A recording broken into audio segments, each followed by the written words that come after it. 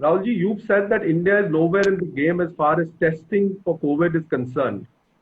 What do you have to say on the response of the government on testing so far? And do you also suggest a joint panel of leaders, as you rightly said, that all parties and people have to get together to fight this, or of parliamentarians to suggest the way forward on issues relating to COVID response, both on the social and economic level? See, in order to answer your question on testing, I'll have to go into a bit more detail about the current situation. Before I start, I'd like to say that over the last couple of months, I've been speaking to large numbers of experts in India, abroad, in government, outside government, who have a very good understanding of what is going on.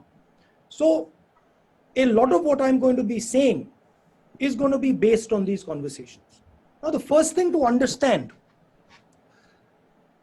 is that a lockdown is like a pause button.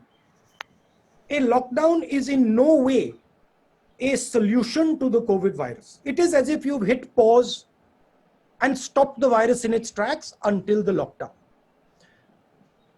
When we come out of the lockdown, the virus is going to start its work again. So it is very important that we have a strategy to come out of the lockdown. Now, what are the things that need to be put in place? The lockdown allows you the time and space to put in medical resources, to ramp up your testing ability, to prepare your hospitals, to get ventilators, to create the type of architecture that is required to fight the virus when it picks up again. So there is one misconception that I would like to clear up. In no way does a lockdown defeat the virus. It stops the virus for some time. Now, what is the real weapon against the virus? The biggest weapon. The biggest weapon is testing. Testing at scale so you know where the virus is moving, and you can isolate the virus, you can fight the virus, and you can target the virus. Now, I want to give you a few statistics on testing. I think our testing rate is 199 out of a million. And if you look at all the tests that we've done over the last 72 days, it works out to approximately an average of 350 tests per district. Now, this is in no way enough to tell you how the virus is moving.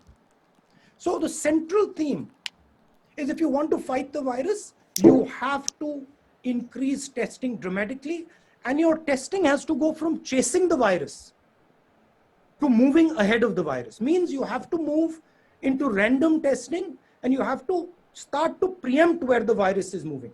A lot of our testing is currently chasing the virus because we are identifying cases and then following the virus. With that type of testing, you will never be able to actually get a good image of what the virus is doing and where the virus is. So one advice to the government, and this is something that I've said and we've been saying, push testing aggressively, maximize testing, and use testing strategically. Use testing to assist the states in their fight. Use testing not simply to track patients who are infected, but to create a map of India to see where the virus is moving, identify hotspots using testing. So I'm proposing scaling up testing and using testing strategically. And I'm saying that the government of India currently, the testing levels are too low and they're not using testing strategically.